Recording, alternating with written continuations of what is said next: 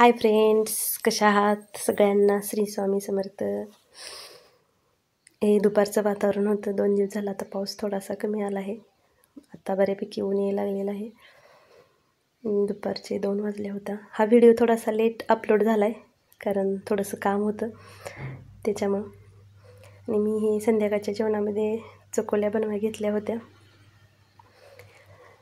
त्याच्यामध्ये तेलामध्ये मोहरी, जिरं आणि हिंग घातलं होतं. कढीपत्ता थोडासा घालून घेतला आणि खोबरं, जिरं, लसूण, कोथिंबीर असं वाटण करून घेतलं होतं. ते पण नंतर घालून घेतलं. आणि मसाला छान असं भाजून घेतल्यानंतर मग थोडंसं लाल तिखट आणि हळद घातली होती. चकोल्या कशाही बनवल्या तरी छान चव येते. आणि थोडीशी मुगाची डाळ शिजवून घेतली होती. मुगाची घातली तरी चालते, तुरीची घातली तरी पण चालते. दोन्हीपैकी कोणतीही जरी घातली तरी चव छान येते. डाळीनं थोडासा घट्टपणा येतो चांगला त्याच्यामुळं. आणि भांडं थोडंसं मोठं घेतलं होतं कारण थोड्या जास्तच बनवते, आवडतात सगळ्यांनाच घरात त्याच्यामुळं. आणि पसरट भांडं असले की मग त्या एकदम चिकटून बसत नाहीत, व्यवस्थित हे होतात. नंतर मग चपाती लाटून त्याचे असे तुकडं करून घालून घेतले त्याच्यामध्ये. आणि वरून अजून थोडीशी कोथिंबीर घातली.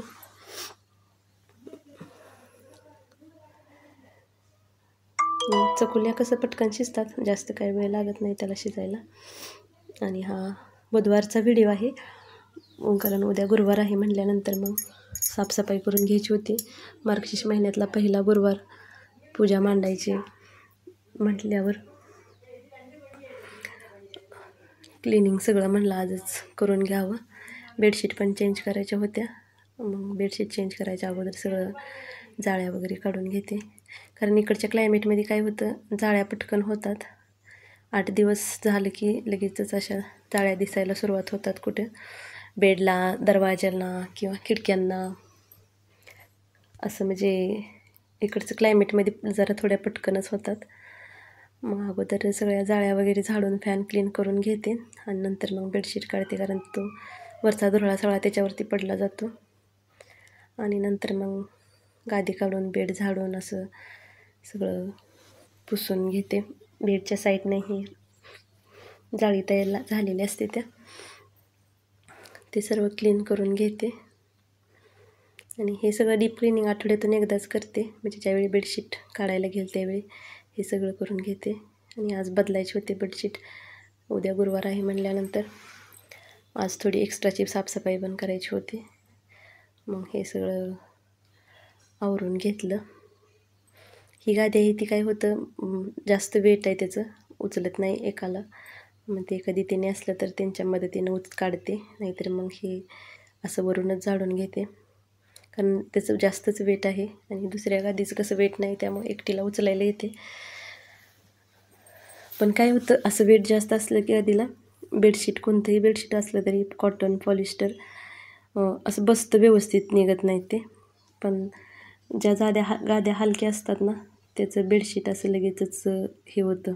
कॉटन बेडशीट बसतात पण पॉलिस्टर मिक्स असलेलं बेडशीट काय होतं ते लगेचच म्हणजे गोळा होऊन येते ते असं. जाड गाद्यांना कसं पण हे होऊन जातं. झाडून पुसून घेतलं आणि नंतर मग लगेचच बेडशीट पण घालून घेतल्या.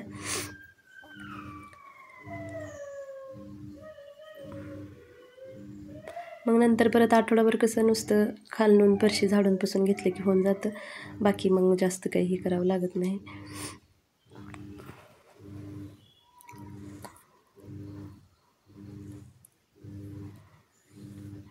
बेडशीट 2 वेगवेगळे झालेले आहेत, एकसारखे भेटली नव्हती एकसारखी, कारण 2 बेड जॉईंट करून ठेवते. वेगवेगळं घातलं की थोडं वेगळं दिसतं, एकसारखी दोन्ही असले की दिसाय पण छान दिसतं.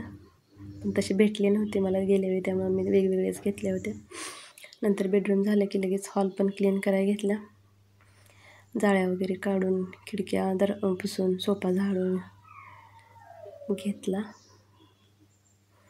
वरून सगळं आधी झाडून घेतलं की मग परत खालून झाडून काढून फरशी पुसून घ्यायला मग हे होतं. एक सलग सगळंच पुसलं की. पुसताना पाण्यात थोडीशी हळद मीठ टाकून पुसते. गुरुवारचं पुसूनच काढत नाही घर मी. गुरुवार आणि रविवारी पुसत नाही. बाकी दिवशी मग डेली पुसून काढते. लगेच मग अगोदर दरवाजा पण पुसून घेतला. दरवाजाच्या पण त्या साईडच्या खाचेतून काय होतं, जाळी तयार झालेली असते, ती धुळं पण त्यात जाऊन बसतं, जाळी लागलेली असते. त्यामुळं मग असं फरशी पुसायच्या अगोदर कसं हे पुसून घेतलं की बरं होतं आहे मग आपल्याला पण. हे कसं आठवड्याला क्लीन केलं की घरात पण कसं आपल्याला पण फ्रेश वाटतं आणि स्वच्छता पण राहते नेहमीच. जे ती कामे जेव्हाच्या तेव्हा केले की हे होतं. बराच वेळ गेला, 1:30 वाजले माझं आवरून होईपर्यंत. नंतर जेवण वगैरे करून घेतलं. स्वयंपाक करून आवरूनच मग ही क्लिनिंगला सुरुवात केली होती. जेवण झालं होतं. मग आता म्हटलं ब्लाऊज कट करायचं होतं. पेपर कटिंग केलेलं होतं ऑलरेडी, त्यामुळं मग ब्लाऊज नुसतं कट करून घ्यायचे होते. अस्तरचं ब्लाऊज होतं. अगोदर अस्तर कटिंग केला आणि नंतर तेच माप ठेवून परत ब्लाऊज पीसवर कट केलं. ही काठपदर साडी आहे, पण फक्त काठ हातालाच येतात, पाठीला काही काठ नाही आहे. मग अगोदर हात कट करून साईडला काढलं आणि नंतर मग पाठीमागचा भाग कट करायला घेतला. कारण कशी डिझाईन येते त्यानुसार मग कटिंगमध्ये ॲडजस्टमेंट करावी लागते. काही साड्यांना कसं पाठीला आणि हाताला पण येतो काठ, पण काही ह्याला नाही तसं येत. जसा ब्लाऊज पीस आहे त्याच्यावर हे राहते मग कसं कटिंग करायचं ते.